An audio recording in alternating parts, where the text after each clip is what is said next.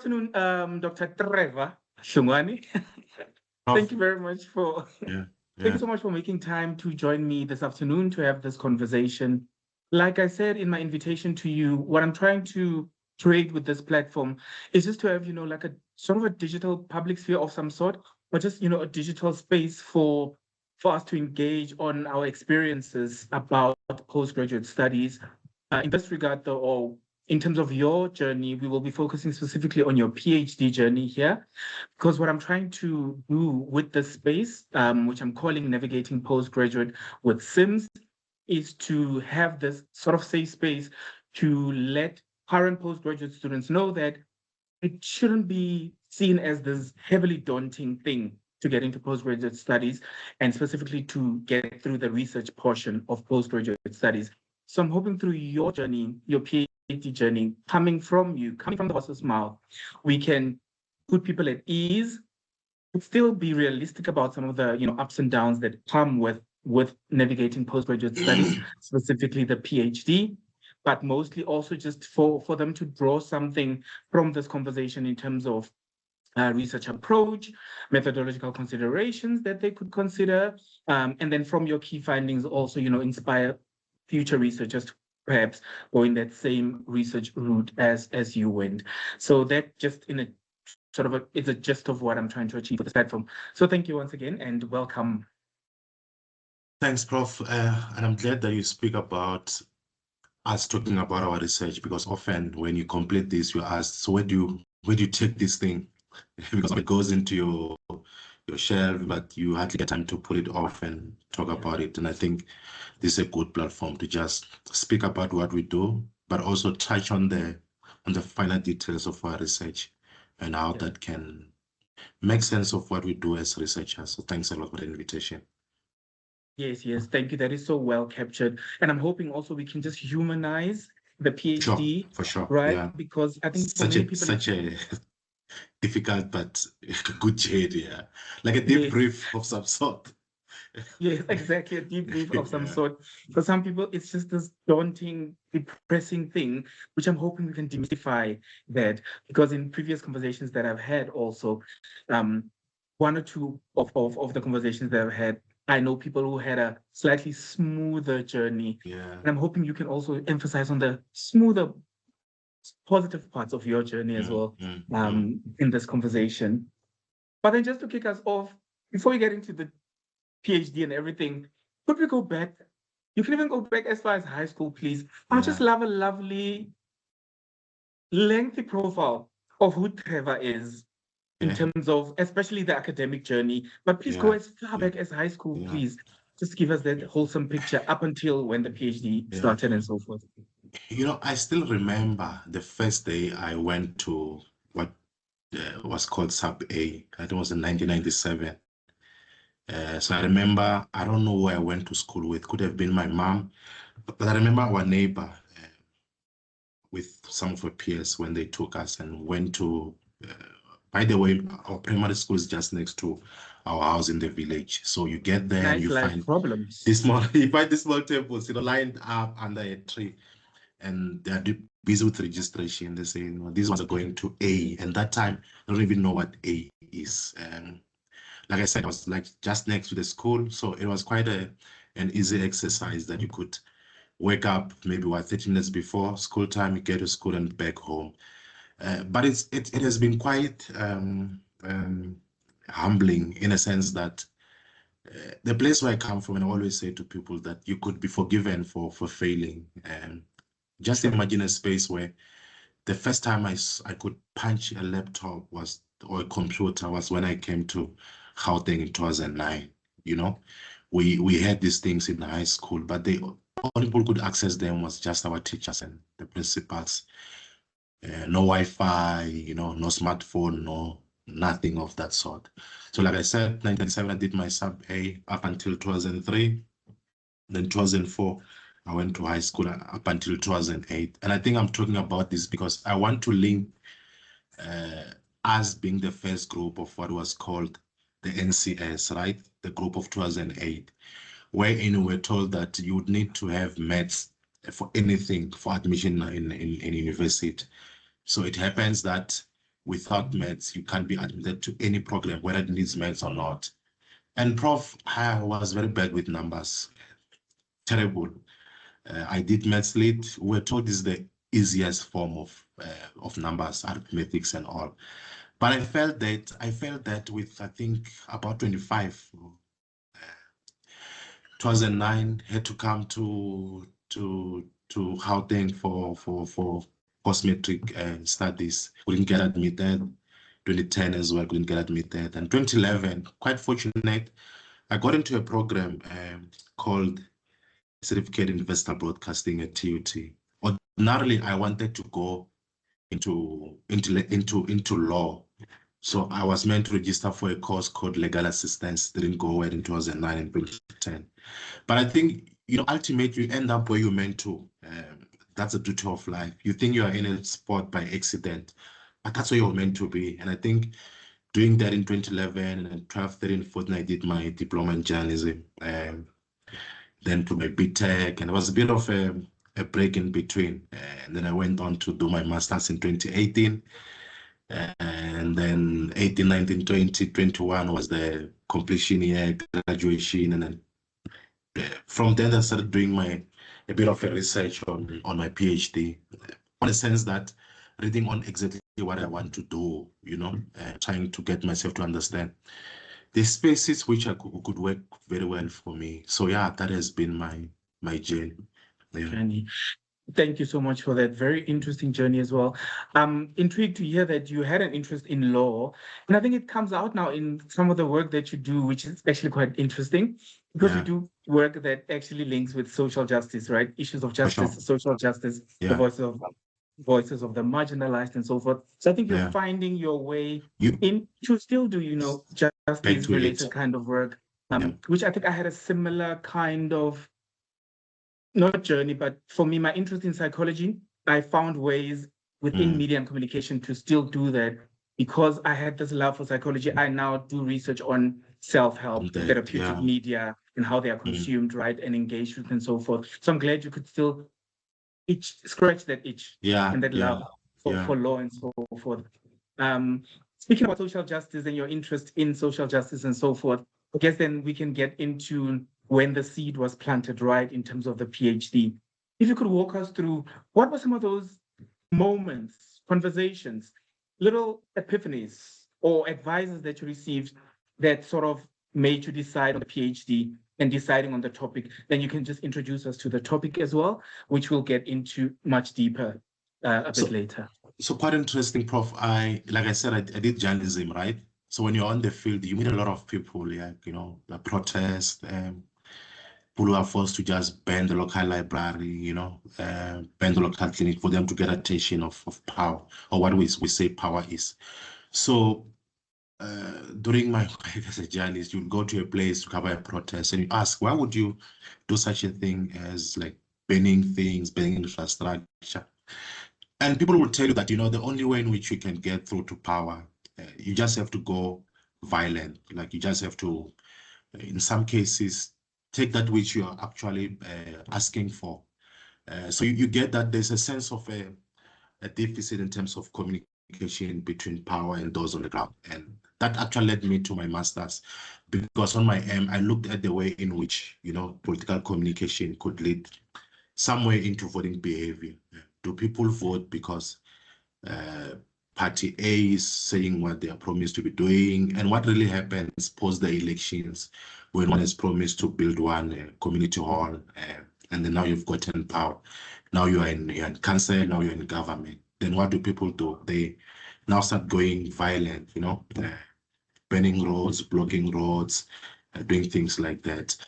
But beyond that, there was a sense of that there's a growing divide between people and power, more especially people who we call to be the subalternized. These are people that you find in settlements, in townships. These are people that you find in villages who don't have access to what you and I have, Prof, that I can just send an email to the mayor and say, I'm concerned about this and that. And if maybe they see that you're a professor, they see your signature, they can respond because they seem to believe that you are someone of authority in society. But these are people that whenever they want to express themselves, they are seen as angry, you know. But what do? Now they group themselves into what? Your social movements. You have Abatalbesem John Dolo. You have Operation Dudula. Forget the controversy around the movement, what it stands for. But I think often it's just something that one really represents. And they might be difficult for them to find a way in which they want to express that, but then they find a way to do that.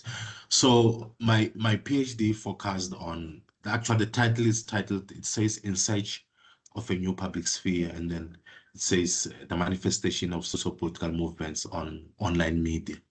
So basically I was looking at the way in which the movements are formed, you know, to try and canvas for communication opportunities for people on the ground, you know. Like I said, often when you watch the TV, you're talking about unemployment, you're talking about lack of anything. The voices that actually takes part in such spaces, the voices of the privileged. You'd have government leader and analyst, but often we analyze issues that affects ordinary people, and we don't have such people in our conversations. So I wanted to look at the way in which this movement are formed to negotiate communication to power on behalf of these people I'm talking about. So that's what the study is about. But also, it also wanted to look at the way in which the media frame and portray the movements, whether they portray them as these violent groupings, or whether they portray them as these vigilante groupings. But also at the core of that, why is such violence still breathing? Maybe over 30 years since we dismantled apartheid, because there are also issues of inequality in the fold that comes out when we engage these people. So that's what the study really is about. Thank you for that. It's such a noble motivation actually behind why you did this, because I think for many of us, we oftentimes start with sort of a hobby or a passion, or just an interest, right? And we sort of work from there. And I love that yours is such a noble background to it, right? And can have such mass benefit also, the kinds of findings that you come to, which we can also touch on later. Now that you sort of segue us into the PhD core and what it was about, I guess you've opened that can of worms. I don't even have to lead the conversation in that regard, but if you could just, break down again for us theoretically, how was the study framed? I know you had the public sphere theory, you had CPE of the media and communication, right? And there's an interesting fourth theory that I would love for you to touch on a bit more. I think it's relative deprivation, if I'm not mistaken. And hegemony as well. If you could touch on that as well, but just speak us through the theoretical framework and how that assisted you with, some of the analysis that you did with the data set that you had collected for this. Yeah. So I like I said, there's an element of the public sphere in my study, and I think it's so benefit to actually link it to studies on that, because studies on the public sphere, previously would have been some German philosopher called Jacob Habermas, who he imagines this space where people can just meet to talk about anything, issues around democracy and its participatory nature, its openness and its inclusivity in its own design. But as time goes by, he links issues around media access to making this thing possible. Remember, back in the days, people could meet in the villages, in the chiefs on the king's yard and just discuss issues that has to do with governance and social issues. But as time goes by, came the mass media. Now it becomes a space through which people can converse on anything. I think that's what you and I are using now. That we don't need to meet in person. We can just meet online to talk about these things. But this channel in its own nature, Prof, it's very problematic because, like I said, the people in Lingana, in KZN, or in Dumela, in where I come from in Limpopo, many of them don't have access to these things. So they depend on the on the like in-person conversation. So what I do is that I problematize this space that much as we say it's inclusive, it's got elements of exclusivity, that it only accommodates certain people. So I say that even the way in which conversations are had online, be it in a way in which the media reports on these movements, often it leaves out that voice of the very same people who are agitated by these social problems. So I argue that the movement, on the basis that in many cases, and this is the CPE perspective, critical political communication of the media, on the basis that these are seen as angry people, whenever that people meet to talk about issues, they hardly have them in the fold. You have your town halls in TV channels. You have politicians coming to talk about these issues, but when people meet, you hardly have those people, the very same people that you say you represent. So I talk about the fact that the media in its own nature often relegates the people that it says it should be giving a voice to the raiders, and on the basis that government, NGOs advertises with the media. When you read very closely to issues around media messaging, you find that those big corporations, because many of them invest in these media houses, they often are favored. Their voices are much more louder than the voices of just ordinary people. Take, for instance, check who owns Media 24, News 24 as a channel. Check who owns ENCA. Check who the SAB is owned by, we're told, by the Minister of Communication.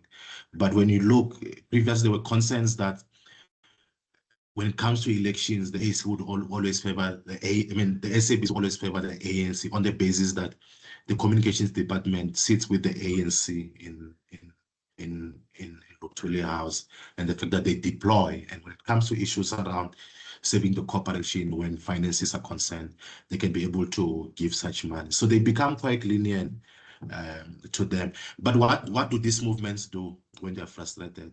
And that's where the theory of the relative deprivation comes about, because it accounts for why do people become violent. Do they do that because they're deprived of something that they believe they deserve? What do? Now they start forming their own smaller public spheres. They open their Facebook pages, their Twitter accounts.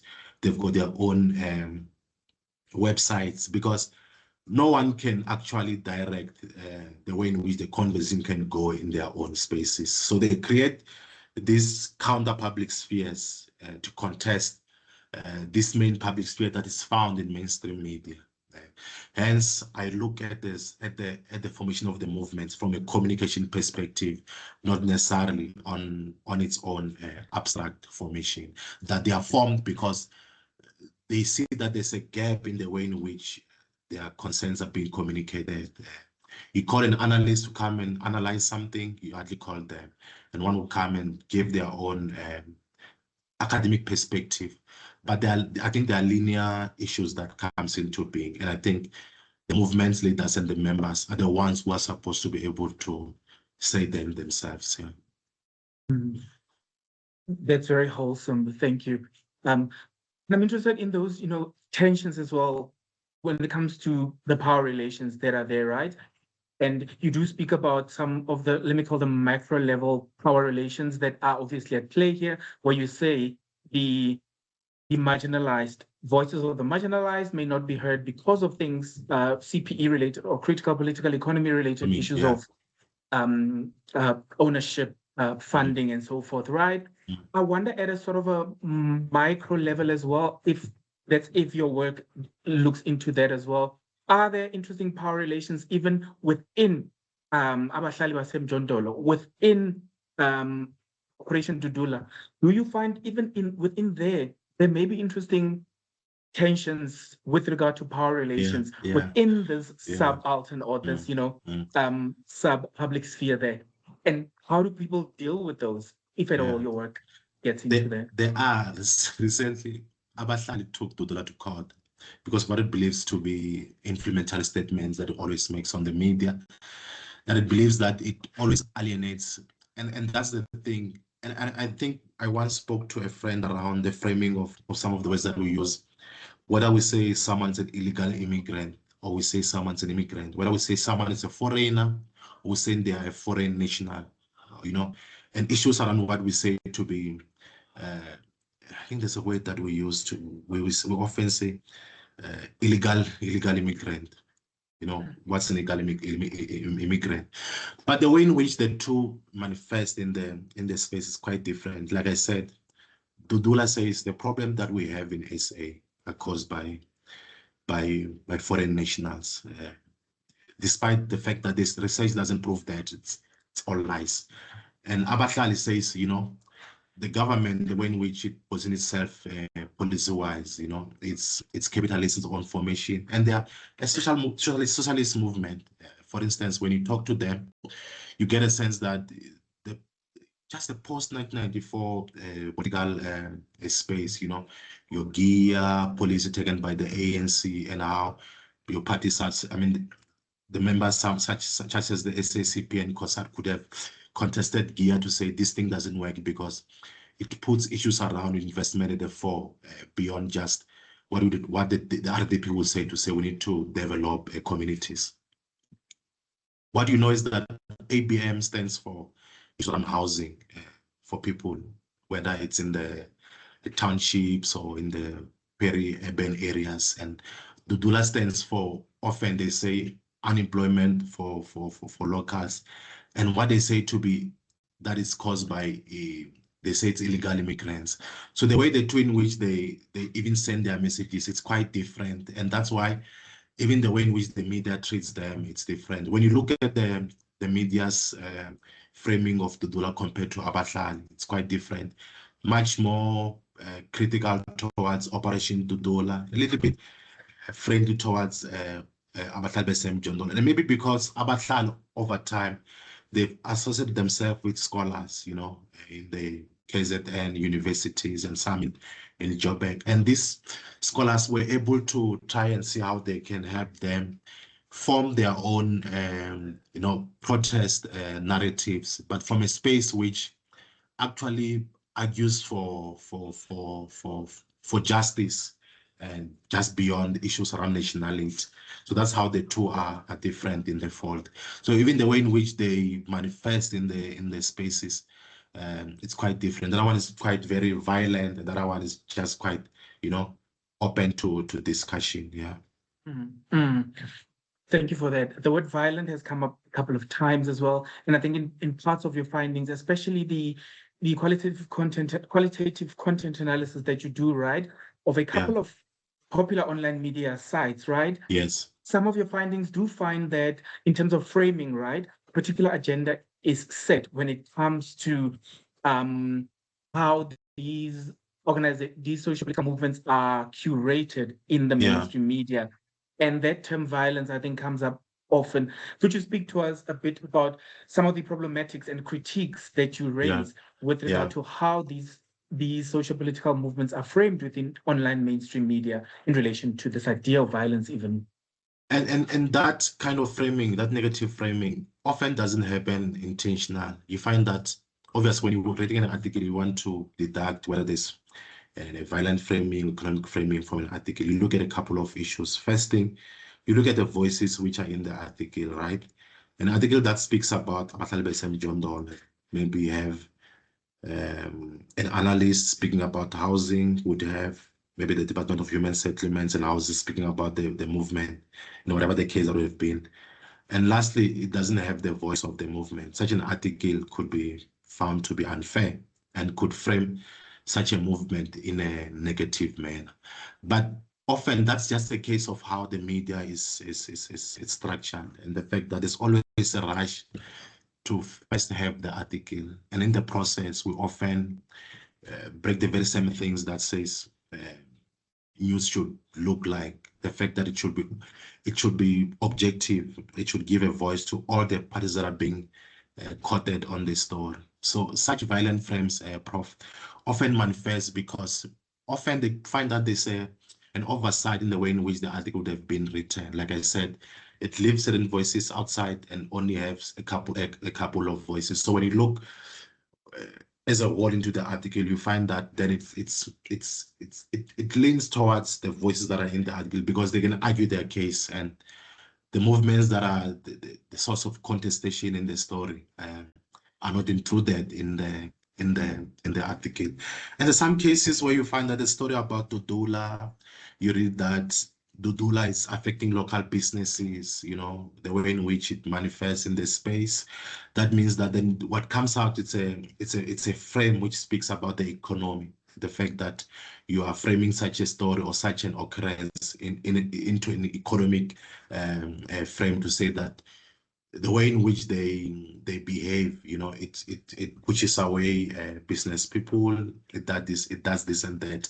So that's just how the frames manifest. And when I look at this, even the way in which the frames come out from the two movements, like I'm saying, it's quite different. You find that mostly on Operation Dudula, the frames that comes out are mostly violent frames. There's a story in Kalafong outside the hospital. You are told that Dudula is protesting, they are blocking people from entering. In some cases, you are told that they are even going as far as saying people should say a certain word in a local language to actually pick up if they are local. Yes, such could be negative towards them, but how do you measure nationality without asking for someone's ID? Because the only way you can measure nationality is through an ID. Whether they're in SA and they were born in Zim, that doesn't necessarily mean anything. You've got Africans or South Africans who were born here, but they've got nationality in the UK or in the US based on the fact that they could have been there for the longest time and they do business there. So those are some of the issues that come out, that they come out from the reportages that I read. But like I'm saying, you read the articles and you feel that some of the work has been rushed, and when work is rushed, they're likely going to be some things that are going to come out in quite negative reportage. Yeah. I hear you in terms of that. And then for some of the positive aspects that you could pick up, especially like you say, mostly in relation to Abahlali, what were some of the positive framings, and how helpful do you think they are for the bigger picture to have Bahlali's concerns be taken seriously? If you could walk us through some of those positive ones, and if there were positive framings around Dudula, if there were any to mention as well. Yeah. So with Abahlali, when you interview the members, right, you get a sense of how these guys are passionate about democracy. It's in its own natural way. Often when we think about democracy, we think about the right to vote, Prof. And I think many people are saying that shouldn't be the measure, because what you do, you just put a ballot and give someone, you basically give someone your voice to say, go and decide for me. But how often does such people come back to you and say, what is it that you want to have in the IDP? What is it that you want us to talk about in Parliament or in the Council? What are some of the issues that we are facing as communities to say these should be issues that should be elevated to power for political consideration? But Abahlali will tell you that we believe that as segmented communities, whether you find us in KZN, whether you find us in the Jamestown areas. By the way, Abahlali has got its smaller, not necessarily splinter groups, but it's got its own small bodies in different areas. Father, there's Abahlali from Jamestown, Abahlali by Freedom Park, Abahlali by St. John Doll, which is the bigger boat. So they believe that the media should be a space through which participatory democracy should play out. They talk about issues around town hall discussions and debates before the elections, and the fact that such, has an element of a public sphere and participatory democracy. But the fears are that post the elections, there's just nothing that comes out. Where now you have to call a local council. They're either busy or they can't take your call. And hence now they're trying to form their smaller groupings in communities to say, if we want to go to talk to the council, let it be that we go as a group and contest for that. And I think that's why when you look in areas such as the KZN, what only came quite later in other provinces when it comes to independent councillors, happened quite earlier because they understood that KZN is such a big area that you can only depend on one councillor from a political party to have to take your concerns to the council, whether to government. And they want to form these small public spheres, which they believe that if they are grouped together, they become some sort of a ground for democracy. They become some sort of a space through which they can discuss issues around their access to power, access to communicating with whoever said to be in this. But like I said, when you read theories such as hegemony and how voices some are given space over the others, you get a sense that, like I said, issues around access to media remains a problem today, that if a certain area is trying to group itself into a protest, until blood spill, when we're told in the media that if it doesn't bleed, then it doesn't lead. Until there's violence, there's hardly a need for power to have to come into such a space to contest. So that's why at the end of my work, I write something that I say it's new, and I'm trying to work on a concept which I attempt to be new contours of participatory democracy, which is democracy based on what people think democracy is, not democracy based on what's written in the book. That when you say SA got democracy in 1994, was it the case that they could vote? Was the case that they could, I don't know, do what? But I think there's a yearning in communities for people to be included in the way in which democracy should look like, in the way in which it should manifest in the public. And this movement really feels that they should be that, Yeah. There was such a mouthful. Then in terms of, carving your own path when things are just not working out for you, I'm just trying to imagine, say I'm part of Abahlali or part of Dudula in a way, and I say, okay, the mainstream media are really not covering us in sort of socially beneficial ways, right? Or politically beneficial ways, whatever the case may be, in trying to maybe carve our own ways. Let's say, let's start our own media platforms, whatever, open our own type of stations. One does know that there'll be issues of funding, and then we might have the problems of, okay, whoever funds such a project may then have sort of control over then what the movements are about and what kinds of things they may broadcast. Are there types of solutions to work around mainstream media, but still not fall prey to things like fund control from potential funders or stuff? Or are these kinds of movements sort of doomed because of their positionality within the South African context, the post-apartheid context? Yeah, they're doomed, Prof, because no one wants to associate with something which seems to be backward in its own formation.